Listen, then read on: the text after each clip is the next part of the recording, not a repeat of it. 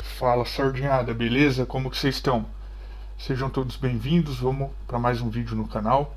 E no vídeo de hoje a gente vai falar do VGIP, né? VGIP, aí cada um talvez pronuncia de uma forma. E antes de mais nada, nada do que seja dito aqui é recomendação de compra ou de venda desse ativo, é a minha visão sobre o ativo, levando em conta que eu tenho carteira. Então, eu só documento aqui os meus estudos, ou pelo menos uma parte deles, né? Que é passível de ser documentado em vídeos, tá? Mas cada um é responsável por analisar, estudar, ver se é interessante ou não e tomar as próprias decisões, ok? E se gostar do conteúdo, dá uma força aí, se inscreve no canal, deixa o curtir no vídeo. É motivador aqui do outro lado quando a gente tem esse reconhecimento, beleza? Vamos ao vídeo, ao que interessa. Então, falando do VGIP, eu vou usar VGIP, né? Não sei se o mais certo seria VGIP, mas vamos VGIP. É, Hoje na minha carteira eu tenho 3,34% alocado nesse fundo, né? E ele é composto aí na parcela de 39,10 de recebíveis que eu tenho na carteira. Então a minha carteira ela é composta ali o tipo, né, de fundo preponderante é recebíveis com 39 e os 60% restante é distribuído. Ele tem desenvolvimento, logística, tem shopping, tem de tudo, né? Tem varejo, enfim, né? É um pouquinho da separação da minha carteira. E o VGIP integra ali os recebíveis 39 e 10. É uma posição que eu estou bem tranquilo com o tamanho dela, tá? E a gente segue acompanhando. Se surgir oportunidade também, nada me impede, tendo todos os meus requisitos, nada me impede de aumentar um pouquinho a posição. Falando um pouco dos indicadores, tá? De um comparativo. VP por cota caiu mais um mês aí que cai um pouquinho o VP por cota. O fundo explica ali no relatório e também não é novidade para ninguém. Qualquer fundo de recebíveis está sofrendo aí com a marcação mercado, né? E está perdendo aí VP por cota. Então, fica um item de atenção só para a gente ficar olhando, acompanhando e vendo aí se nada foge a uma normalidade, né? O P sobre VP dele estava 1,06, tá 1,04. Abaixo de 1,05 ele fica ali para mim como uma atenção, mas acima de 1,05 só se for algo que valha realmente muito a pena por outros aspectos, né? Mas para eu comprar ali o preço ideal que eu gosto de comprar é abaixo de 1,05. Então fica com um pontinho de atenção. O dividend yield mensal, né? 1,74 e caiu para 1,44. Aqui eu deixei até como ok, acho que eu já falei em outros vídeos, é natural e a gente já esperava por essa queda, né? Inclusive esperamos por mais quedas, né? O caixa do fundo 20,03 e agora está com 10,58. Né? Ainda assim eu considero um caixa bem alto, né? Acima de 5 para mim é alto. E o fundo até colocou uma mensagem no relatório que a gente vai ver ali para frente, que ele está fazendo o trabalho ali de conclusões de alocação de recurso. Já alocou uma boa parte aí no mês de junho. Agora em julho já deve ter alocado mais, então talvez no próximo o caixa já venha dentro ali do que eu considero normal, né, entre 2 e 5. A base de cotistas 68 mil foi para 73, então pessoal gostando aí do fundo. Pode ser, né, pelos altos dividendos, quando a gente vê o dividend yield anterior, né, 1,74. De repente, quem viu esse percentual, né, o pessoal já veio louco para comprar. E aí não quero ver, ou melhor, quero até ver o que vai acontecer, né, nos próximos meses com IPCA baixo. O que essa galera vai fazer? Se vão desovar ali, se vai cair muito o número de cotistas. Vamos acompanhando se é só movimento de caça de dividend yield. O resultado mensal também caiu, também deixei como ok ele porque já era esperado, apesar que tem uma pequena ressalva nesse item, e eu vou falar depois na DRE, e também está atrelado ao item de baixo. Ó. Se nós olharmos as despesas no item de baixo, No mês anterior, mês de maio, relatório de maio, estava com 5,01, creio eu que um dos menores, se não o menor de todos os meus fundos imobiliários, e agora já pulou para 13,36. Então, realmente, em junho, o fundo teve despesas ali altas, né? Mais que dobrou, quase triplicou o valor referente a maio, né? Eu até mandei um e-mail, como eu citei no vídeo do MCCI feito ontem, eu ia mandar e-mail, né, questionando as altas despesas. E no e-mail eu lembro que eu até coloquei o VGIP como um dos fundos exemplo, né, citando ali o 5,01 dele. Aí agora que eu vejo o relatório desse mês de junho, eu vejo que aumentou, então o pessoal lá vai olhar e talvez vai me voltar contra-argumentando. Mas enfim, né, foi alto ali o aumento de despesa nesse mês de junho. E ali eu coloquei 3 vermelhos, porque eu realmente me preocupei um pouquinho, diante desse aumento que já teve em junho, com o que vem para julho.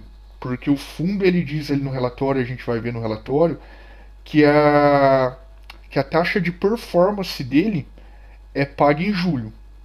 Então, assim, se teve cálculo da taxa de performance, tudo indica que sim, obviamente, pelo percentual ali de dividend yield que ele estava distribuindo, o pagamento é em julho. Então, tende a aumentar ainda mais despesa, né? Não quero nem ver em julho quanto que não vai vir isso daí. E é claro, a despesa aumentando amassa ainda mais o resultado, que já tende a ser mais baixo. Então, assim, pode vir um dividend yield bem complicado, bem amassado em julho. Mas é suposição, tá, pessoal? Não quero dizer que é o que vai acontecer. É só uma preocupação minha, tá? Alavancagem o fundo não tem, é só ali o passivo pontual, né, o contas a pagar pontual e aberto. Concentração, ele não é muito concentrado, né, ele até tem algumas concentrações que chegam próximas ali de 15%, que é o que já começa a me assustar, mas não chega em 15%, então tá como ok. E também é devedor bem tranquilo. Vacância, não se fala disso, porque ele é basicamente só recebíveis. Esse é até um estilo que eu gosto, a gente vai ver no relatório.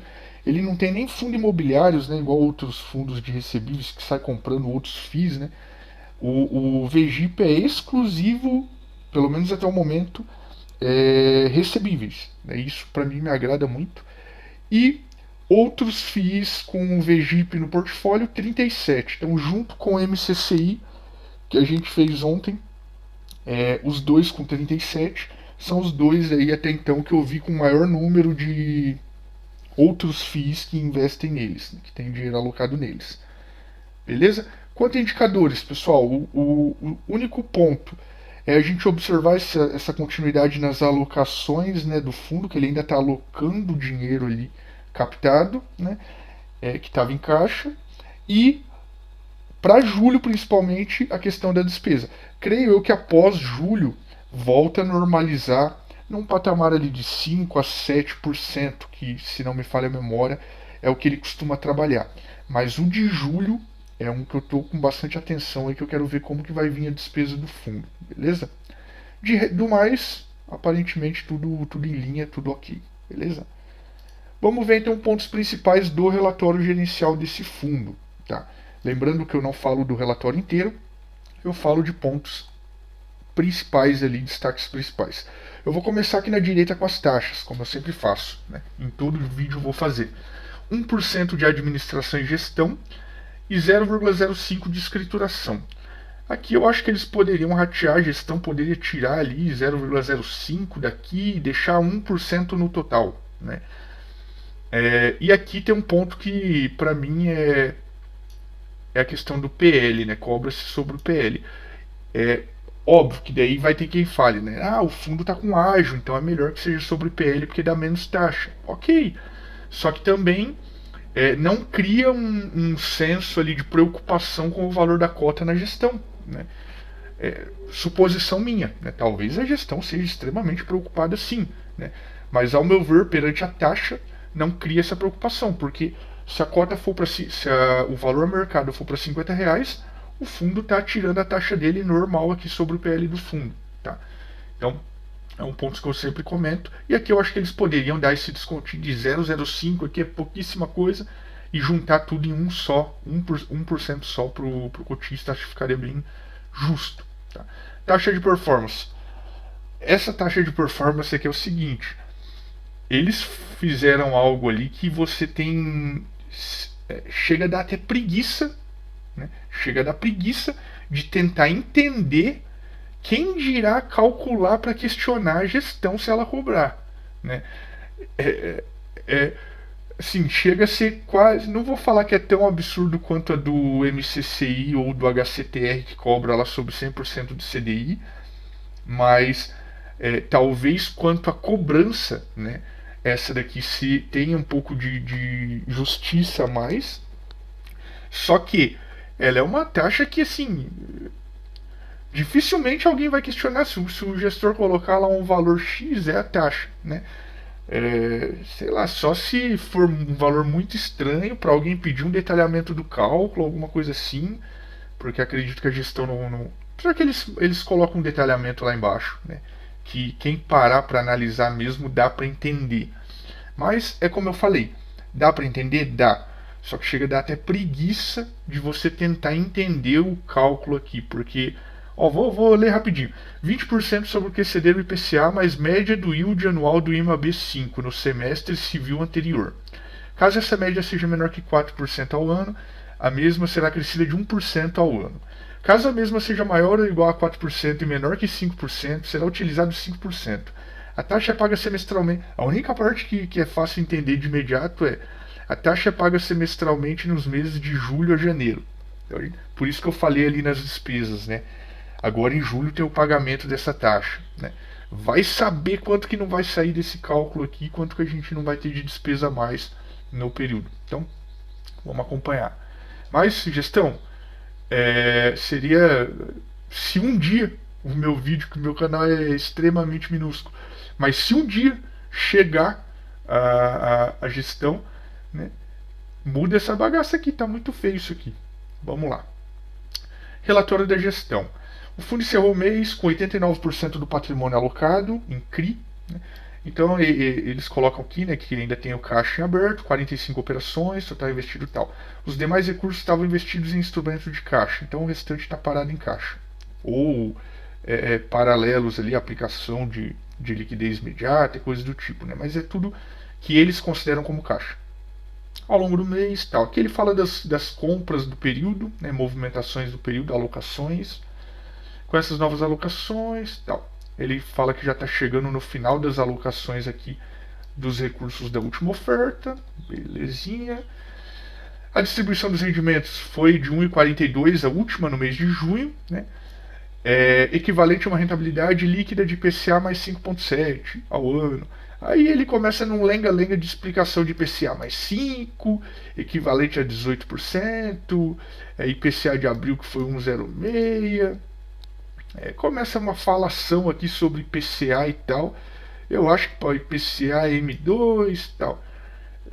Para querer já começar a justificar coisas do benchmark deles aqui, que envolve também o QCD e IPCA.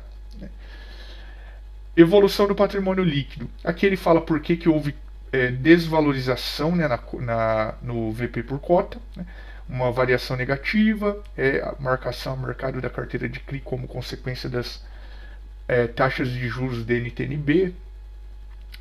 Falam aqui da carteira, todos os CRIs encontram-se adimplentes e com base no trabalho de monitoramento e acompanhamento intenso, na opinião deles, a carteira continua saudável. Então, para nós, o importante é isso, né? Uma carteira saudável.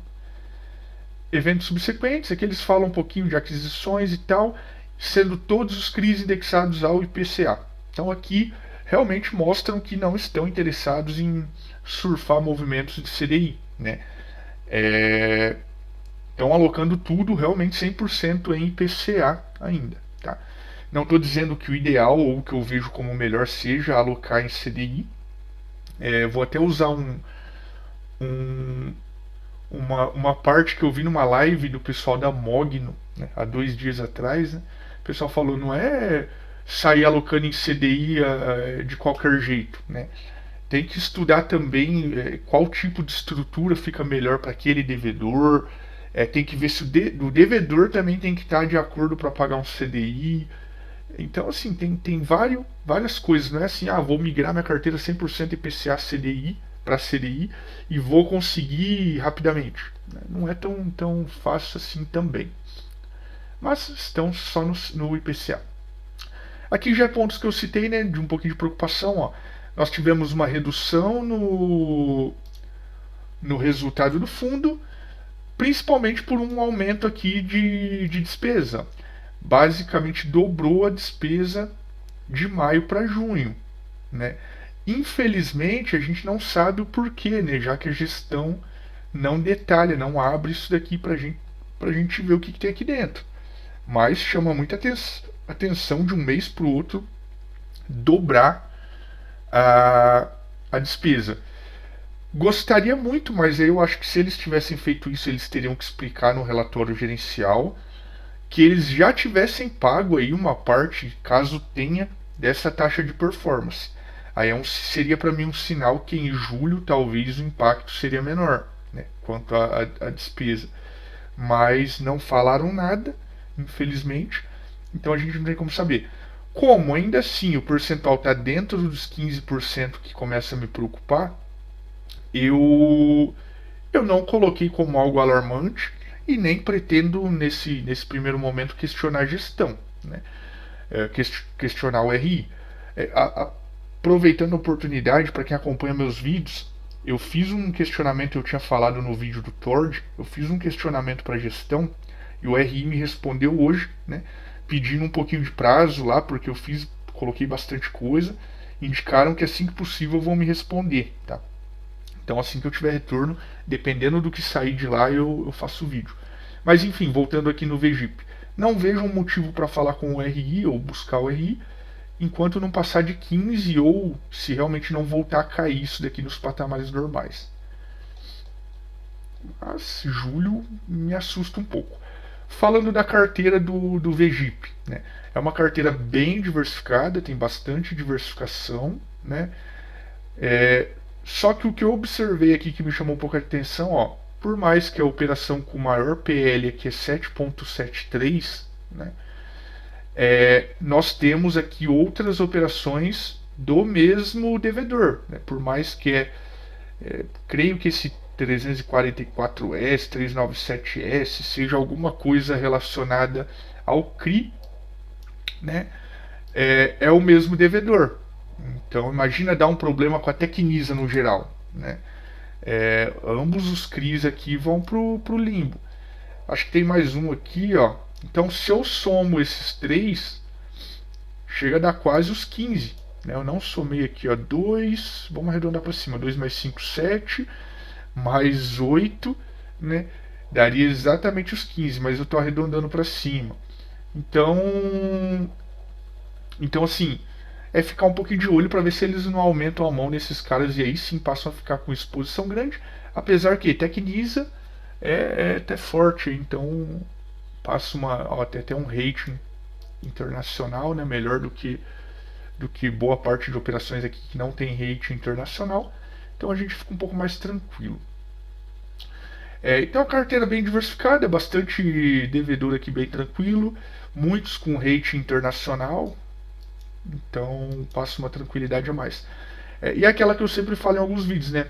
Quem não entende muito ali de FIIs de recebível, normalmente você começa a observar o quão segura é a carteira ou quão arriscada é a carteira de um fundo pelo cupom dos recebíveis que eles alocam dinheiro, né?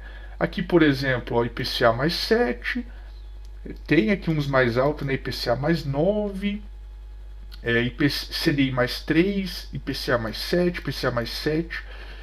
Se eu pego esse aqui, ó, IPCA mais 7 primeiro, e de repente eu vejo um CRI na carteira do HCTR que seja IPCA mais 15, de cara já dá para saber o que é mais seguro, o que é mais arriscado, né? Não dá para se ter dúvida. Então aqui a gente vê que é uma carteira bem... Tem alguns aqui mais elevados, ó. Creio que é aquela pimentinha ali no no negócio, mas a maioria aqui bem tranquila. IPCA mais 6, ó, tem coisas aqui bem tranquilas, IPCA mais 5, enfim, por aí vai. Tá? Aqui a posição é um ponto que me agrada muito. Eu falei também no relatório ontem do MCCI, que lá não me agrada tanto, aqui me agrada. É exclusivamente CRI. Não fica com muita firula comprando fundo imobiliário, comprando isso, comprando aquilo e tal. Aloque em recebíveis, que é a característica do fundo. Isso aqui para mim é perfeito. Aqui preponderante IPCA, então 91% da carteira é IPCA, 7,9% é CDI e 1% IGPM. É IPCA, tá? Basicamente IPCA apenas. Os segmentos que o fundo tem alocação, né? As três principais: residencial 46, build to suite aqui que é 20,6 e shopping 19,4. Tá? Então setores aí mais tranquilos. Aqui fala do rating, que é o que eu estava comentando agora. Então os devedores ali, 31,8, quase 40% da carteira são devedores com rating internacional. Isso traz qualidade para a carteira, né? Mais segurança para a carteira. Aqui as garantias, eu nunca passo pela parte de garantia. Óbvio que quem é cotista, tanto a parte de garantia quanto a parte dos ativos aqui embaixo, ó, que o fundo já detalha. Deixa eu descer aqui.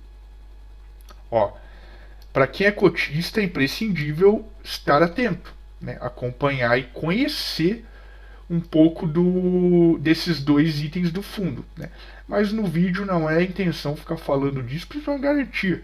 Eu não vou ficar falando de garantia para chamar que aconteça problema e ter que executar a garantia. Mas obviamente que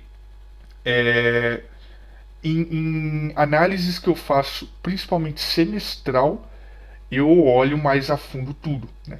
Eu tenho uma política minha que semestralmente, eu não fico todo mês analisando ativo por ativo de fundo, mas uma vez por semestre, fundos que permaneceram o semestre inteiro na minha carteira, não fundos que entraram durante o semestre, né?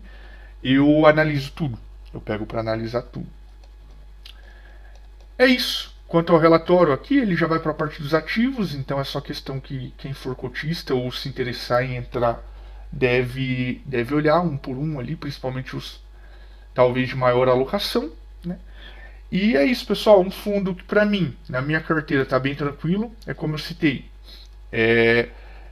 Por mais que tenha um ou outro detalhe ali para a gente olhar no próximo mês e tal, mas é um fundo que segue tranquilo. Ele normalizando a questão de despesa, mais tranquilo ainda, né? Surgindo oportunidade em próximos meses, cotação cair devido ao IPCA, entregas menores. Talvez até aumente posição se ele ainda tiver nos mesmos fundamentos, né? Mas, como eu citei, não é recomendação de compra nem de venda, é só a minha visão. Avaliem por aí, façam bons investimentos e muito juízo aí no mercado financeiro, que o mercado não perdoa, ok?